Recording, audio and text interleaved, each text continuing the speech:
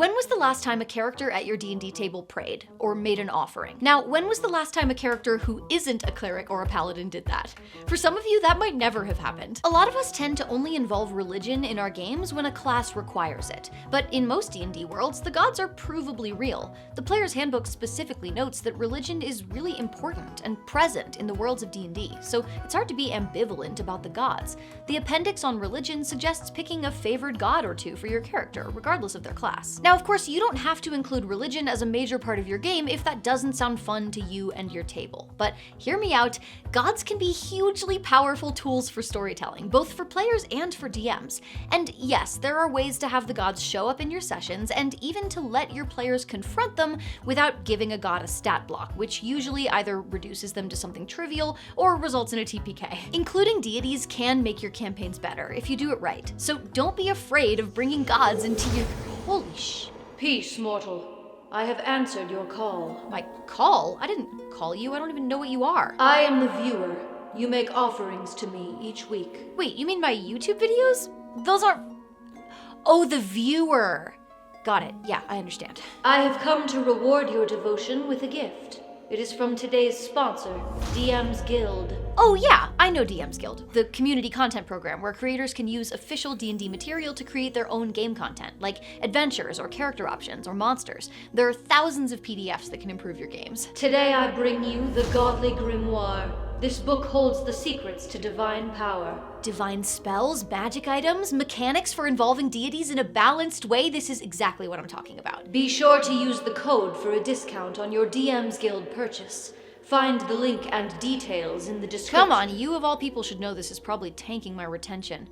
Anyway, I'll use the Godly Grimoire as one of my examples, but this video should be useful regardless of whether or not you buy the book. Now, a lot of us are stuck either thinking of religion in a real-world context, which is at best inaccurate and at worst carries baggage, or thinking of divinity as just a class feature. In order to improve our games with fantasy religion, we need a mindset shift. So let's start with this one. Religion isn't just for clerics. Regardless of a character's class, they were born into a world where everyone knows the gods exist. Their power is visible and provable, whether that's in granting a cleric their abilities, in the actions of their cultists or disciples, or even in direct divine acts. What this means, first of all, is that everyone should have some sort of opinion on the gods. Maybe you have a favored deity that lines up with your upbringing or your personal ideals. Maybe you're willing to throw your lot in with any god as long as there's a chance you'll benefit from it. And of course, having an opinion on the gods doesn't mean that you have to worship or like them. A character could certainly believe that the gods don't deserve their powers or their followers, or even believe that they aren't truly gods. Or maybe they fear the gods and want to avoid their notice. But unless you're intentionally creating a character that rejects reality, not believing they exist isn't really an option. Gods can also be incredibly useful tools for backstory. Maybe your character's wife died in a storm at sea, so you hold a lifelong grudge against Umberlee. Maybe an ancestor received a divine blessing from Lathander, so you were raised to worship the Morning Lord. Maybe cultists of Merkel attacked your hometown and you were the only survivor. Even if you don't want your character to be devout or to have some lifelong godly nemesis, bringing the gods into your roleplay can just be a fun way to add to the immersion. Why say no way when you could say, I'd rather drink Mistra's glowing piss? Why say I have no idea when you could say only Ogma knows? Plus, since there are gods for everything from endurance to illusion to poetry, you can pretty much always find a god that aligns with whatever's happening in your game. Then it's up to you whether you take that opportunity to beg for their help or curse their name. If a game master wants to encourage this kind of immersive roleplay, then they need to make it mean something. If a player describes their character praying every day for a dozen sessions and nothing ever happens, they're eventually gonna stop roleplaying that. Instead, consider engaging with and rewarding the ways that your players interact with the gods. For example, if players offer up a prayer to Sylvanas before a journey into the wilderness, give them advantage on a survival check. If the widower with a grudge against Umberlee talks smack while traveling by sea, maybe the Wave Mother sends an army of drowned undead to attack. If a player is really consistent and devoted to a single god, maybe that god sends them on a quest and rewards them with access to a spell from the cleric list or a divine magic item. Such as a spell or item from the Godly Grimoire. Jeez, I forgot you were there. But yeah, this book is perfect if you want to really highlight the gods in your game. It has 3 new spells for each of 21 different gods, which could allow you to add to a character's spell list based on what god they have a relationship with, or even grant them access to a special, unique spell alongside a plot point related to that deity. I have already granted you the power to cast Hypnotizing Thumbnail at 3rd level, and get recognized at the grocery store when you haven't showered for 3 days at 4th level. Gotta say, I haven't loved that one. But you might be asking, what about non-casters? How can game masters reward them for engaging with the gods? Well, I don't think it's completely out of bounds to grant a non-caster access to a spell as an extraordinary reward. But if you want to avoid that, there's always items. The Godly Grimoire contains many divine relics, which can be found, won, or gifted to your players. I actually love the way they did this. A lot of these items are sort of modular, where they have a baseline set of features, and then the specifics are determined by which god the item is related to. So if your players find Lolth's Reliquary of Divine Incarnation, the spell it allows you to cast and its appearance are different than they would be if you found Vecna's Reliquary of Divine Incarnation. So even though the book includes 16 magic items, it really includes a lot more when you think about all the variations. Hey, you didn't happen to bring me a magic item, did you? You have already received an item by my hand. Oh yeah. Wait, that's magic? It has imbued you with the power of bragging rights. I see. Well, thanks. Of course, it's worth noting that whatever you do with gods in your game, it shouldn't trivialize class abilities. So while a cleric can cast Commune and get 3 questions divinely answered every day if they want to, another character might pray for answers but only hear back if it suits the god to respond, or might get a cryptic response that doesn't answer their question. So how do you decide what the gods do? When and why they choose to put a divine finger on the scale? I've found it helpful to remind myself that gods are characters. Even though they exist on a completely different scale than mortal characters, they still have personalities and interests. I enjoy watching people try to make themselves cry while delivering an apology. Well, to each their own.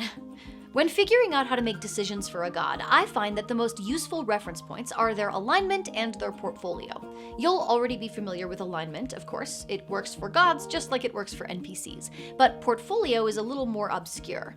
While many gods share the same domains, like life or nature or war, a portfolio is more specific. It's meant to represent not just what a god cares about, but what they have power over. This might be a little silly, but I find it helpful to think of gods as supervisors of the mortal world. Their domain is the department they work in, and their portfolio is their specific job description. That means that Chauntea and Lathander work in the same department, the life department. But when they show up for work, Chauntea, whose portfolio includes agriculture, is dealing with a pestilence that's destroying farmers' crops.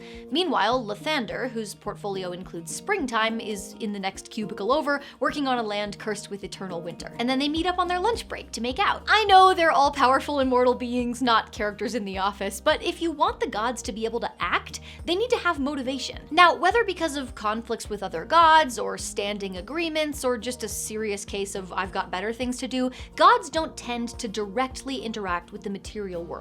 When we say Lolth does this or Lathander does that, that doesn't necessarily mean that a greater deity is paying a house call to a mortal, but they can take action while remaining distant. Gods have followers, they have servants, they have influence over other powerful beings. They can provide an item, a blessing, or an ally. Because of their extensive knowledge and experience, they might feel that providing a relatively small nudge will shift the balance enough to accomplish their ends. From the DM's perspective, this is super useful. It makes it so that your players can feel the presence of a god, but doesn't risk pushing you into Deus Ex Machina territory. Making your gods active participants in the plot does not mean they have to literally show up. In fact, they probably shouldn't. As I mentioned way back in the intro, putting a god on screen, so to speak, can really cheapen their effect. Plus, it could be really disruptive when you're trying to film a video. I am not a god. I am an aspect of a god. Oh, right. You've probably been thinking to yourself, Ginny, you're 1d6 short of a fireball. How am I supposed to accomplish the titular goal of letting my players fight God if I'm not supposed to give a god a stat block and make him show up? And the answer is aspects. There's a bunch of lore around divine aspects that we're not going to get into here. All you really need to know is that some powerful beings have these other forms, not so much a piece of themselves as a reflection of themselves. These other forms, or aspects, have power of their own. Some aspects are strong enough that they're perceived by mortals as gods in their own right. But for you, the Dungeon Master, the most valuable kind of aspect is the kind that is just powerful enough to bring some real drama to the table, but not powerful enough to skew the balance of your game. For example, I summoned this aspect with my offerings. And if I wanted to, I could probably kill her. I would watch your attempt with great amusement.